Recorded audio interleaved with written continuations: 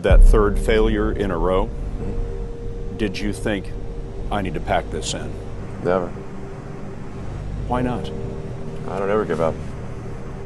I mean, I'd have to be dead or completely incapacitated. He has been referred to as the real-life Iron Man. He is the co-founder and CEO of Tesla, CEO of SpaceX, founder of The Boring Company, co-founder of Neuralink, founder of PayPal, and co-founder of OpenAI. According to Forbes, he is the 20th richest person in the world with a net worth of about $31.8 billion. He is Elon Musk, and here are his 10 rules for success. And then just work like hell. I mean, you just have to put in 80 to 100 hour weeks every week. Gosh, and that's then a lot of work. all those things improve the odds of success. Okay.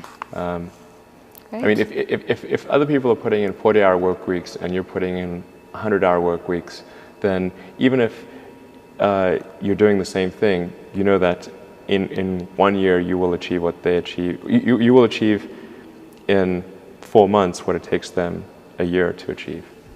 Okay, I like your work ethic. So, all right. Thanks. Elon. You need to work, depending upon how well you want to do, and particularly if you're starting a company, you need to work super hard. So what does super hard mean? Well, when my brother and I were starting our first company, instead of getting an apartment, we just rented a small office and we slept on the couch. And we showered at the YMCA, and we're so hot up we had just one computer. So the website was up during the day, and I was coding at night, 7 days a week, all the time. And I sort of briefly had a girlfriend in that period, and in order to be with me, she had to sleep in the office. So work hard, like I mean, every waking hour. That's the thing I would say, particularly if you're starting a company. And I mean, if you do simple math, say like, okay, if somebody else is working 50 hours and you're working 100, you'll get twice as much done in the course of a year as the other company. Have a high pain threshold. There's a friend of mine who's got a good saying, which is that starting a company is like eating glass and staring into the abyss. Okay, that's generally what happens, because when you first start a company, there's lots of optimism and things are great, and then so happiness at first is high. Then you encounter all sorts of issues, and happiness will steadily decline, and then you'll go through a whole world of hurt. And then eventually, if you succeed, and in most cases you will not succeed, and Tesla almost didn't succeed, came very close to failure. Then if you succeed, then after a long time, you will finally get back to happiness. People want to be more like you. Really? And for the fate of humankind, I think it would be great to have more Elon Musks. So what do we need to do to become more like Elon? I don't know if I think it maybe sounds better than it is.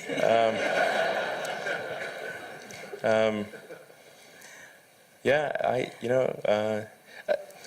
I mean, honestly, like there's a friend of mine who's got a great saying about creating a company, which is trying to build a company and have it succeed is like eating glass and staring into the abyss.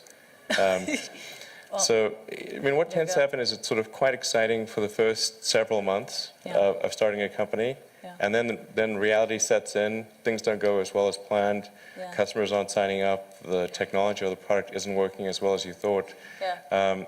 And then that can sometimes be compounded by a recession, and it can be very, very painful for several years. So I think, frankly, starting a company, I would advise people to have a high pain tolerance. Yeah. People do not think critically enough. I mean, critical thinking is a skill in short supply, where people take too many things they assume too many things to be true without sufficient basis in that belief.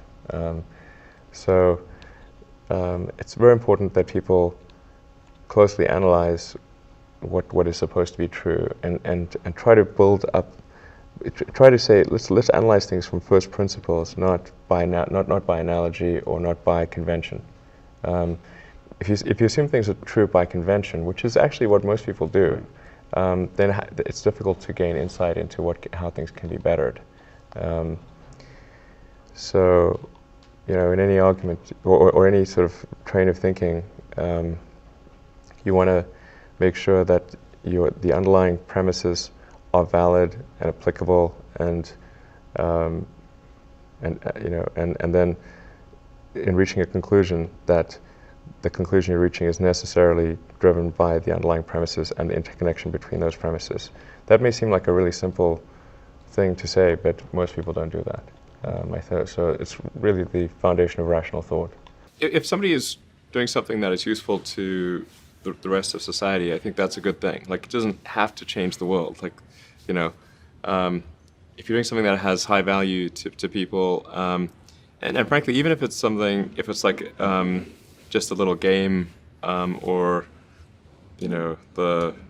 some improvement in photo sharing or something, if it has a small amount of good for a large number of people, I think that's fine. Like, stuff doesn't need to be changed the world just to be good. People tend to overweight risk on a personal level. It's one thing if you've got, a mortgage to pay and kids to support, and that if you were to deviate from your job, how are you going to feed your family and pay the rent? And okay, that's understandable.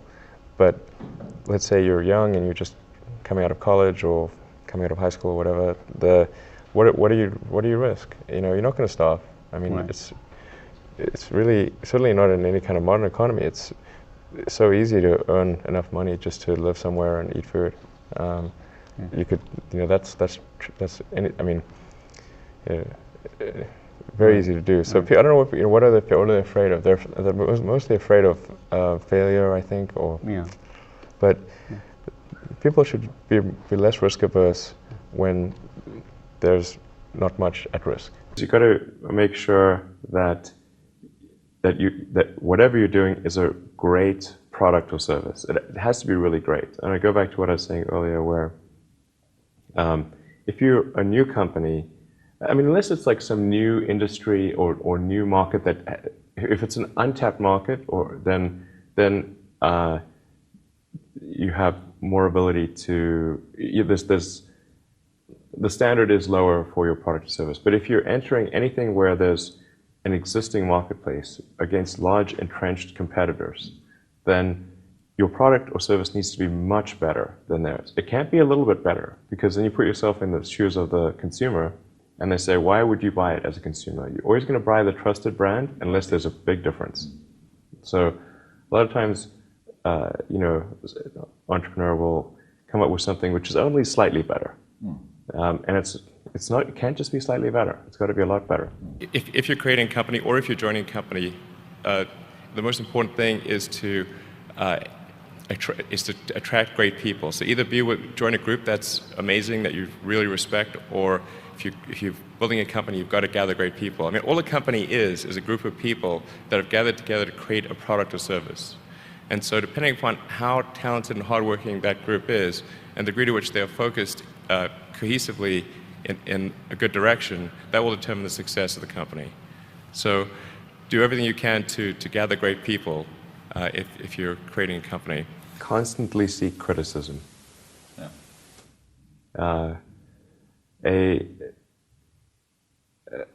A well thought out critique of whatever you're doing is as valuable as gold.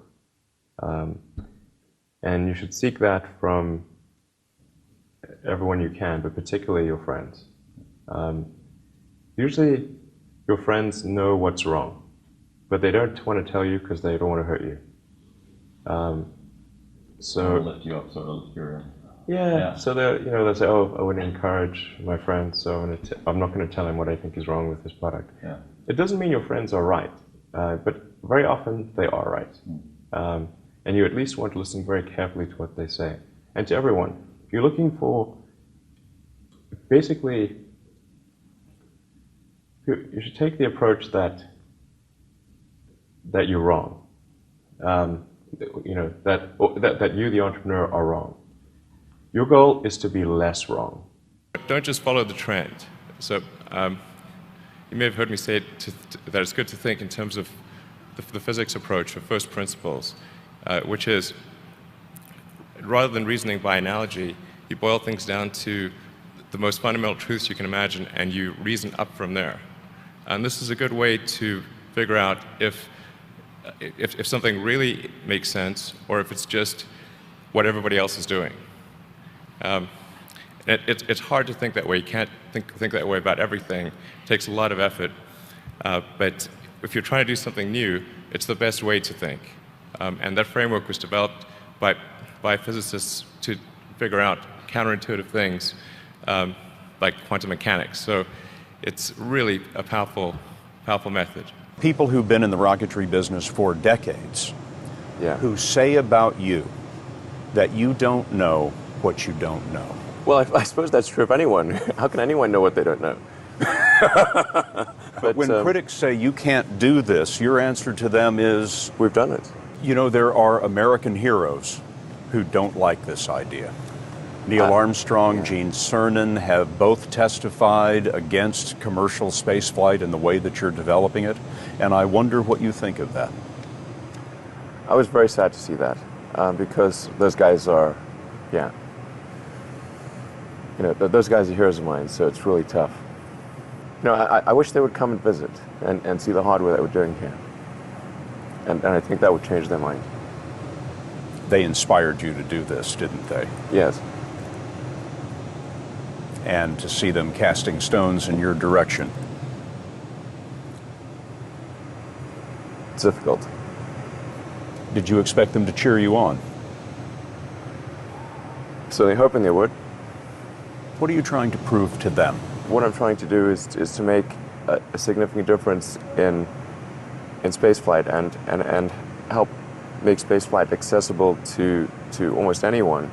And I would hope for as much support in that direction as we can receive. So those were Elon Musk's 10 rules for success. Comment below which one is your favorite, and don't forget to subscribe to the channel for more motivational content. Also make sure to destroy that like button if you enjoyed or found this video helpful. Alright guys, this is Alpha Leader signing out. Thanks for watching.